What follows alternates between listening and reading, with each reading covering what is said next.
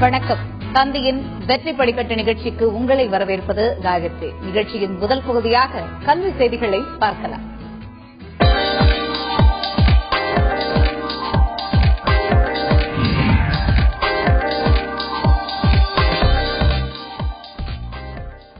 மருத்துவம் படித்து ஏழை எளிய மக்களுக்கு சேவை செய்வதே தமது லட்சியம் என்று +2 தேர்வில் மாநிலத்தில் முதலிடம் பிடித்த மாணவி சுஷாந்தி தெரிவித்துள்ளார்.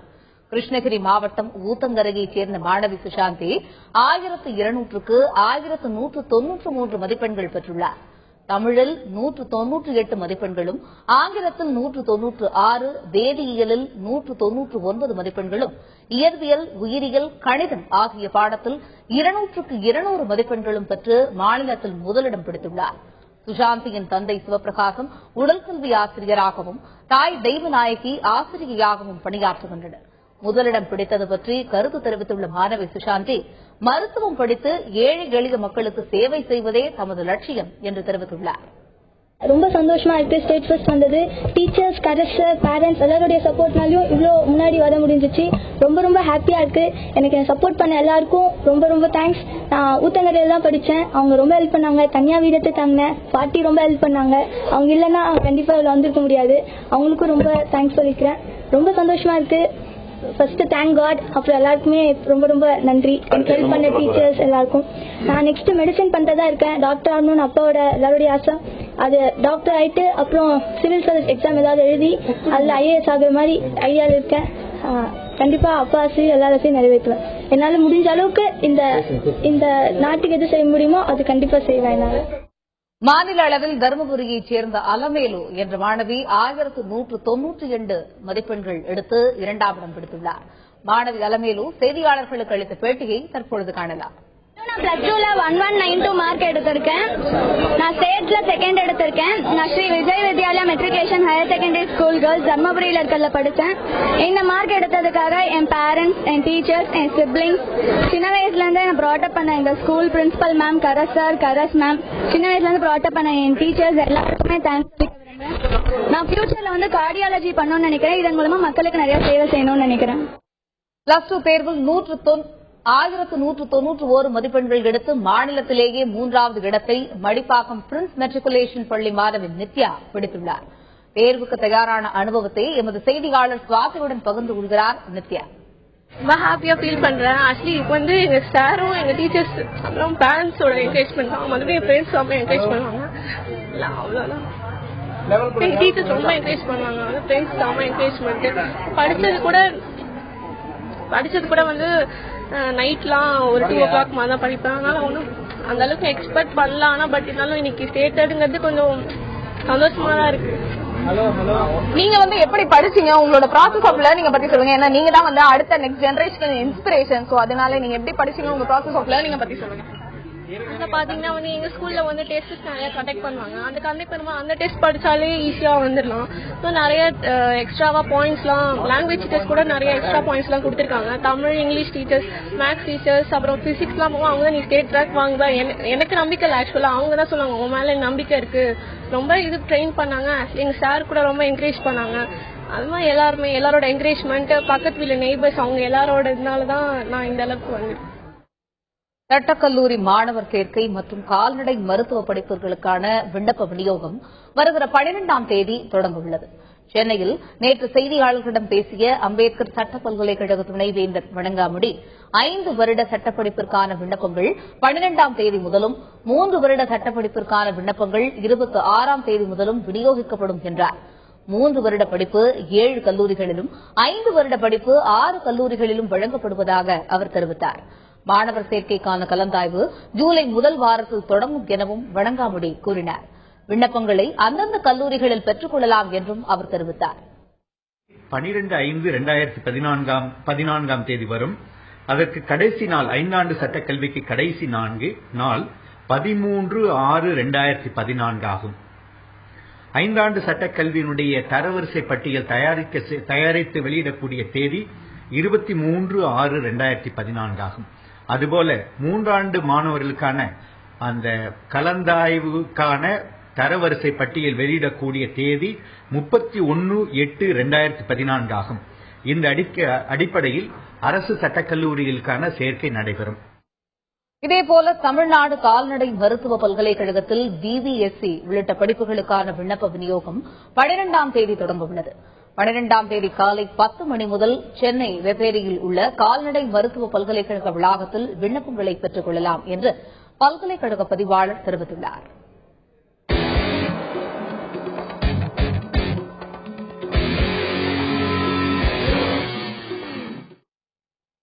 இன்றைய தெளிவுபட பகுதியில் 12ஆம் வகுப்பு தேர்வு முடிவுகள் குறித்த அச்சத்தை போக்குவது குறித்து விவாதிக்க உள்ளோம்.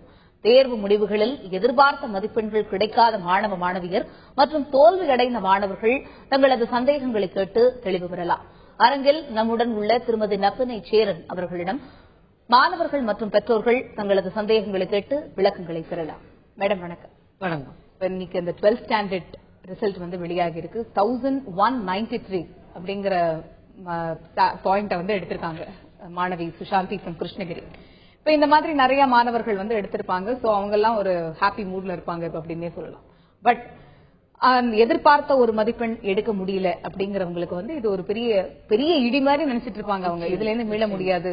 ஒரு பக்கம் பேரண்ட்ஸோட பிரஷர் இருக்கும், ஒரு பக்கம் ஃப்ரெண்ட்ஸோட ஒரு இது இருக்கும். இந்த மாதிரியான விஷயங்கள்ல இருந்து மாணவர்களை வந்து முதல்ல இந்த மாதிரி தோல்வி அடைஞ்ச மாணவர்களை பெற்றோர்கள் எப்படி இந்த டைம்ல அணுகணும், அதை பத்தி சொல்லுங்க. தோல்வி அடைந்த மாணவர்கள்னு சொல்லும் போது ஃபெயில் ஆனவங்களை மட்டுமே நான் தோல்வி அடைந்தவர்களா பாக்கல. அவங்க மனசுக்குள்ள இல்ல பேரண்ட்ஸ் அவங்க மனசுக்குள்ள இந்த குழந்தை 1100க்கு மேல எடுக்கும் அப்படின்னு நினைக்கும் போது அந்த அளவு போக முடியாம 1000க்குள்ள எடுத்த குழந்தையோ இல்ல 1000 எடுத்த குழந்தையோட பேரண்ட்ஸ் அவங்க அந்த குழந்தைகிட்ட எப்படி நடந்துக்கிறாங்கதான் முதல்ல நான் சொல்ல விரும்புறேன்.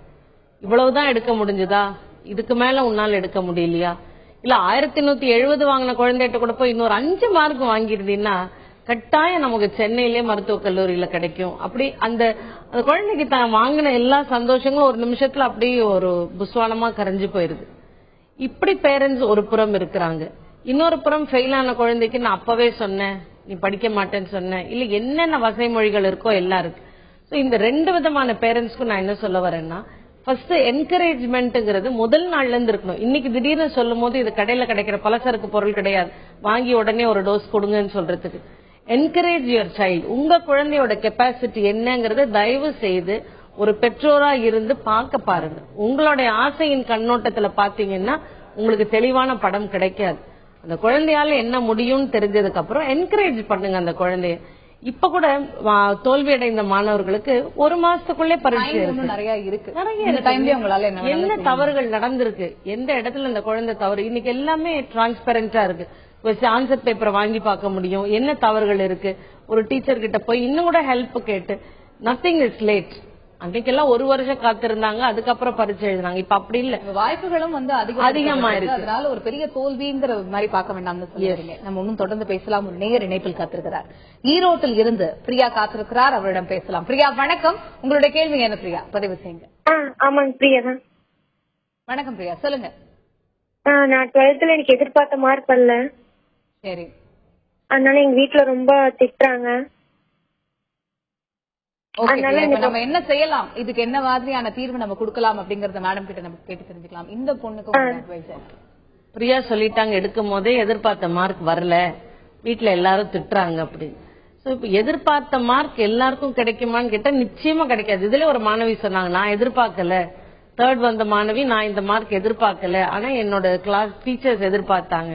இத பேரண்ட்ஸ் புரிஞ்சுக்கணும். ஏதோ ஒரு இடத்துல அந்த குழந்தைக்கு அந்த பரீட்சையை அணுக தெரியலங்கிறது தான் அர்த்தமே தவிர அந்த குழந்தைக்கு அறிவு இல்லைங்கிற அர்த்தமே கிடையாது.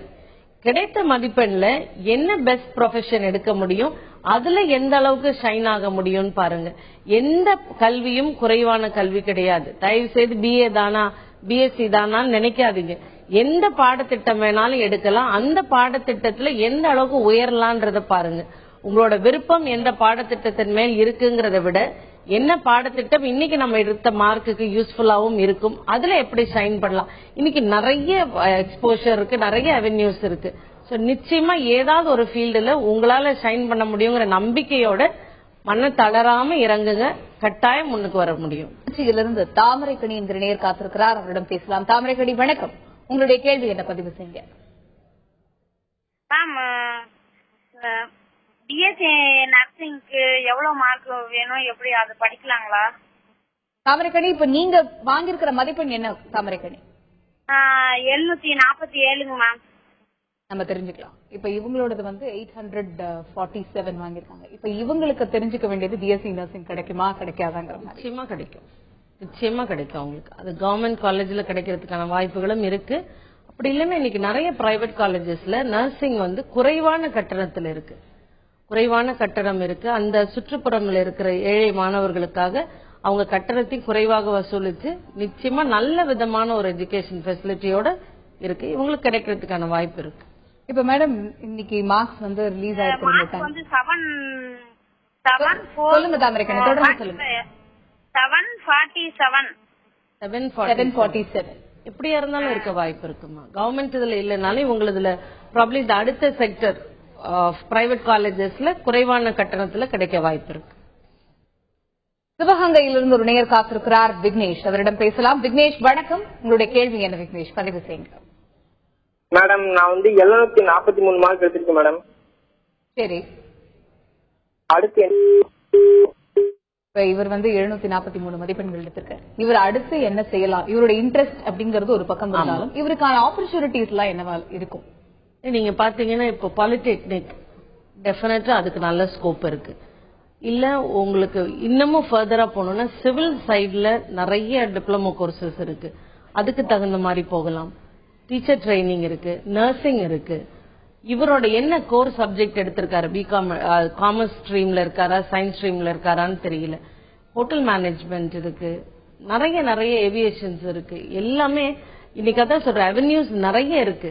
நாம தெரிஞ்சுக்க வேண்டிய விஷயங்கள் இன்னமும் என்னென்ன இருக்குன்றத வெளிப்படையா பசங்களுக்கும் தெரியணும், பெற்றோர்களுக்கும் தெரியறதுக்கு மீடியா தான் உதவி செய்யணும். இது இன்னைக்கு மட்டும் இல்ல, நான் சொல்றது ரெகுலராவே இந்த ஜேர்னலிசம்னு ஒரு கோர்ஸ் இருக்கிறது எத்தனை பேருக்கு தெரியும்? மாஸ் மீடியான்னு இருக்கிற சென்னையில இருக்கிறவங்களுக்கு மட்டுமே தெரியும். விஷுவல் கம்யூனிகேஷன்ங்கிற கோர்ஸ் எத்தனை பேருக்கு தெரியும்? 10 வருடங்களுக்கு முன்னாடி வேணா வந்து கோர்சஸ் ரொம்ப கம்மியா இருக்கலாம், பட் இன்னைக்கு வந்து மெயின் கோர்ஸ்லயே வந்து ஸ்பிளிட் கோர்சஸ் நிறைய இருக்கு. பாட்னி, ஜுவாலஜி, பிசிக்ஸ், கெமிஸ்ட்ரி போக இப்ப பிளான்ட் பயாலஜின்னு இருக்கு, ஜெனடிக் பயாலஜி நிறைய இருக்கு. ஸ்கோப் நிறைய இருக்கும் போது விரிவடைந்துகிட்டே போகுது. அப்போ தயவு செய்து பிள்ளைகளுக்கு இன்னும் என்னென்ன விஷயங்கள் இருக்குன்னு தெளிவுபடுத்துங்க. ஒரு எஜுகேஷனல் ஃபேர் இப்ப எல்லா வெளிநாட்டுல இருந்து வந்து கூப்பிடுறது, ஏன் நம்ம நாட்டுல இத்தனை இருக்கு படிப்பு, என்னென்ன கல்லூரிகள்ல இத்தனை படிப்பு இருக்கு, நீங்க எதை வேணுமோ சூஸ் பண்ணலான்னு இருக்கலாம். தெளிவு இல்லாம இன்னமும் கிராமப்புறங்கள்ல இருக்க குழந்தைங்க இருக்காங்க. அவங்களுக்கு ஒண்ணு கைட் பண்றதுக்கு பேரண்ட்ஸ்க்கும் தெரியாம இருக்கலாம், இல்ல படிப்பறிவு இல்லாதவங்களா இருக்கலாம்.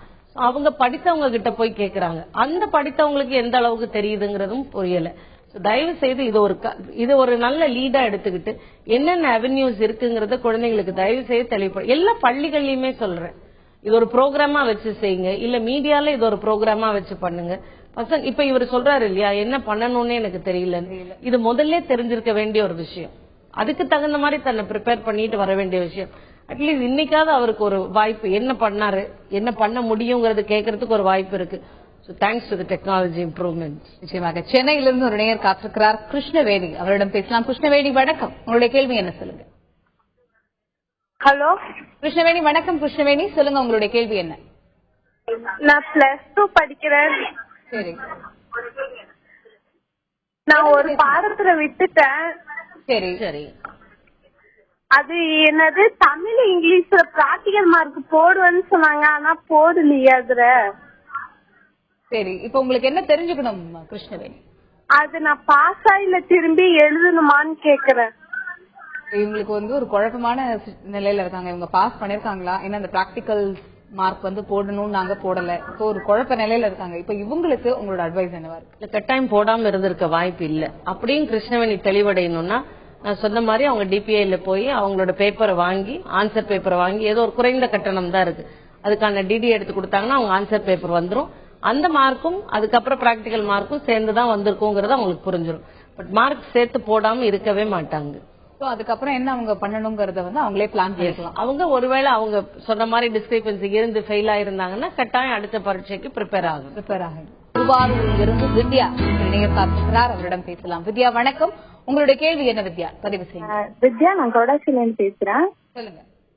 நான் வந்து 12th 913 மார்க் எடுத்திருக்கேன். சரி, நான் இப்ப ஃபர்தரா என்ன பண்ணலாம்னு கேக்குறதுக்காக பண்றேன். நான் பிசிஏ பண்ணலாம்னு இருக்கேன் மேம். ஓகே. நான் அது நான் பிசிஏ பண்ணலாமா இல்ல இன்ஜினியரிங் லைன் எடுக்கலாமான்னு கேக்குறதுக்கு தான் மேம் பண்ணேன். நிச்சயமா தெரிஞ்சுக்கலாம் வித்யா. வித்யா வந்து பிசிஏ பண்ணலாமா இல்ல இன்ஜினியரிங் பண்ணலாமா? ஃபர்ஸ்ட் ஆஃப் ஆல் அவங்களுடைய குழப்பம் வந்து என்னங்கறத விட மத்த என்ன சோர்ஸ்ல பண்ணா லைஃப்ல சக்சஸ்ஃபுல் ஆக முடியுங்கிறது அவங்களோட பேசிக் குழப்பமா இருக்கணும். இப்போ அவங்களோட சூழ்நிலையில இன்ஜினியரிங் பண்ணிட்டு டெஃபினட்டா சக்சஸ்ஃபுல்லா வர முடியும். இன்னைக்கு பாத்தீங்கன்னா பிசிஏவும் ஈக்குவலி சக்சஸ்ஃபுல்லா தான் இருக்காங்க. பிசிஏ பண்ணிட்டு எம்சிஏ பண்ணவங்களும் அதே சாஃப்ட்வேர் இண்டஸ்ட்ரியில இருக்காங்க. பிஎஸ்சி பண்ணியிருந்தாலும் அதே சாஃப்ட்வேர் இண்டஸ்ட்ரிக்குள்ள போக முடியும். சோ இவங்களோட குடும்ப சூழ்நிலையும் இவங்க என்ன படிக்கணுங்கிற விருப்பம் இவங்க மனசுல இருக்கு. சோ இது பண்ணலாமா அது பண்ணலாமா, ஃபர்ஸ்ட் இவங்களோட விருப்பம் என்ன, இவங்களால அந்த அளவுக்கு கண்டினியூ பண்ண முடியுமா, குடும்ப சூழ்நிலை அதுக்கு ஏத்ததா இருக்காங்கறத பார்த்துட்டு எது வேணாலும் படிக்கலாம். பட் அதுதான் நான் திரும்பவும் சொல்ல வரேன், என்ன படிச்சாலும் அதுல பெஸ்டா இருங்க. இது படிக்கலாமா அது படிக்கலாமாங்கிறத விட என்ன படிக்கிறோங்கிறதுல பெஸ்டா இருக்க முடியுங்கிறதுல give your best to it. லால்குடியிலிருந்து துரைராஜ் நேயர் காத்திருக்கிறார், அவரிடம் பேசலாம். துரைராஜ் வணக்கம், உங்களுடைய கேள்வி என்ன துரைராஜ் சொல்லுங்க. நம்ம பேசி பிளஸ் 2 முடிச்சிருக்கா. சரி. 747 வாங்கியிருக்கா. சொல்லுங்க. அவ பிஎஸ்சி நர்சிங் கியாபே விஸ்வநாத மெடிக்கல் காலேஜ்ல கிடைக்குங்களா? பிஎஸ்சி நர்சிங் கிடைக்குமாங்கிற அவங்க காலேஜ்ல என்ன கட் ஆஃப் வச்சிருக்காங்கன்னு நமக்கு தெரியல இல்லையா. சோ கியாபே விஸ்வநாதன் காலேஜ்ல ஜெனரலா ஒரு கட் ஆஃப் இருக்கு. ஐ திங்க் அது கவர்மெண்ட், அந்த கவர்மெண்ட் கட் ஆஃப் குள்ள வந்தாங்கன்னா கிடைக்க வாய்ப்பு இருக்கு. இல்லன்னா நான் சொன்ன மாதிரி பிரைவேட்ல இருக்கு, குறைந்த கட்டணம்லயும் இருக்கு. அவங்க கொஞ்சம் வந்து ப்ரௌஸ் பண்ணி பார்க்கணும் அந்த காலேஜோட இன்ஃப்ராஸ்ட்ரக்சர், அதுக்கப்புறம் அவங்களுக்கு அது மூலியமா அந்த படிப்பு மூலியமா உங்களுக்கு கிடைக்கக்கூடிய வேல்யூஸ். ஆமா, அது பார்த்துட்டு அவங்க பிஎஸ்சி நர்சிங் வேற எந்த காலேஜ்ல வேணாலும் அப்ளை பண்றதுக்கான வாய்ப்புகள் இருக்கு. சென்னையிலிருந்து பத்மாவதி காத்திருக்கிறார், அவரிடம் பேசலாம். பத்மாவதி வணக்கம், உங்களுடைய கேள்வி என்ன சொல்லுங்க. வணக்கம் பத்மாவதி, சொல்லுங்க. ஹலோ மேம், நான் வந்து பயோமேக்ஸ் குரூப் எடுத்திருக்கேன். ஓகே. நான் வந்து 985 ஸ்கோர் பண்ணிருக்கேன். சரி. என்னோட கட் ஆஃப் வந்து 156.75. எனக்கு வந்து இன்ஜினியரிங் சீட் கிடைக்குமா இல்ல அண்ணா யூனிவர்சிட்டி மூலமா அப்ளை பண்ணா கிடைக்குமா இல்லையான்னு தெரிஞ்சுக்கணும். இல்லம்மா, இன்னும் கட் ஆஃப் வரல உங்களுக்கு. அந்த அண்ணா யூனிவர்சிட்டியோட கட் ஆஃப் இனிமே தான் டிசைட் பண்ணுவாங்க. அதை வச்சுதான் உங்களுக்கு கிடைக்குமாங்கறத பாக்கணும். பட் இன்னைக்கு நிறைய இன்ஜினியரிங் காலேஜஸ் இருக்கிற காரணங்களால கிடைக்கலாம். பட் கரெக்டா அண்ணா யூனிவர்சிட்டி அஃபிலியேட்டட் காலேஜஸ் இருக்குமா என்னங்கிறது அவங்க கட் ஆஃப் டிசைட் பண்ணதுக்கு அப்புறம் தான் சொல்ல முடியும். மேடம், இப்ப ஒருத்தவங்க ஒரு ஸ்டூடெண்ட்டும் வந்து அவங்களுடைய மார்க் சொல்றாங்க, அவங்களுக்கு இது கிடைக்குமான்னு சொல்றாங்க. ஆனா நிறைய காலேஜ்ல இப்ப நம்ம பார்த்ததுல வந்து அவங்களுக்கு என்ன படிக்கணுங்கிற ஒரு விருப்பம் தெளிவே இல்லாத மாதிரியான ஒரு சூழல். இந்த மாதிரி ஒரு சிச்சுவேஷன் வர்றதுக்கு வந்து அவங்களோட ஸ்கூல் ஒரு காரணமா, இல்ல பேரண்ட்ஸ் ஒரு காரணமா, இல்ல அவங்க வளர்ந்த முறை ஒரு காரணமா? நம்ம எல்லாருமே முதல்ல அந்த குழந்தை என்ன படிக்க விரும்புறீங்கன்னு கேக்குறதே இல்லையே. நான் உன்னை இன்ஜினியர் ஆக்கி பாக்கணும், டாக்டர் ஆக்கி பாக்கணும்னு ஆசைப்படுறோம்னு சொல்றமே தவிர அந்த குழந்தைக்கு இதெல்லாம் இருக்கு, இதுல உனக்கு எது விருப்பம்னு கேட்டதே இல்ல. நாம ஒரு ஜாங்கிரி கொடுத்துட்டு எனக்கு ஜாங்கிரி நீ சாப்பிட்டா பிடிக்கும் அதனால நான் ஜாங்கிரி கொடுக்கறேன்னு தான் சொல்றோம். அப்ப இந்த குழந்தைங்க குழம்புறது ஒன்றும் புதுசு இல்ல, நமக்கே தெளிவு இல்ல. நாமளே இது படிக்கலாமா, நம்ம குழந்தைக்கு இது தெளிவு வருமா, இந்த படிப்புல அந்த குழந்தை முன்னேறுமாங்கிறது நமக்கு தெளிவு இல்ல. அதுக்குதான் நிறைய கெரியர் கவுன்சிலிங்னு வைக்கிறாங்க. நமக்கு தெரியாத பட்சத்துல கெரியர் கவுன்சிலிங்ல அந்த குழந்தைங்களுக்கு சில டெஸ்ட் கொடுக்க முடியும். அவங்களோட இன்ட்ரெஸ்ட் என்னங்கறத அந்த டெஸ்ட் மூலமா கண்டுபிடிச்சு இப்ப ஸ்கூல்ஸ்ல எல்லாம் பண்றாங்க. ஒரு இன்ட்ரெஸ்ட் ஸ்கெடியூல்னு சொல்லுவோம். எங்களோட உளவியல் நிறைய அந்த அர்பன் இல்ல ரூரல் சைட்ல இருக்கிற ஸ்கூல்ஸ்ல வந்து இந்த மாதிரியான விஷயமே செய்யறதுனால மாணவர்கள் ஒரு அறியாமையோட இருக்காங்க. அதுக்கு தான் சொல்றேன், இந்த ஃபேர்ஸ் மாதிரி கண்டக்ட் பண்ணுங்க. ஒரு ஸ்கூல்லயும் போய் இன்னென்ன காலேஜஸ்ல இன்னென்ன எல்லாம் ஒரு 4 காலேஜ்ல இருந்து எடுத்து இன்னென்ன குரூப் நாங்க கொடுக்கறோம், இதுக்கு இன்னென்ன அவென்யூஸ் இருக்கு அப்படிங்கறத சொன்னோம்னா இந்த கிராமப்புறங்கள்ல இருக்கவங்களுக்கும் தெரிய வாய்ப்பு இருக்கு. மாணவர்களுக்கான கவுன்சிலிங் அதிகமா கொடுக்க அவங்களுடைய நாலேஜ் வந்து வைட் ஸ்ப்ரெட் ஆகும் அப்படிங்கிற ஒரு முக்கியமான கருத்து சொல்லிருக்கீங்க. இன்னைக்கு நிச்சயமா மாணவர்கள் மற்றும் பெற்றோர்களுக்கு இன்றைய தொகுப்பு ரொம்பவே யூஸ்ஃபுல்லா இருக்கும் நம்புறோம். Thank you sir. தேங்க்யூ. இத்துடன் இன்றைய வெற்றி படிக்கட்டு நிகழ்ச்சி நிறைவு பெறுகிறது. தொடர்ந்து இணைந்திருங்கள் தந்தியுடன்.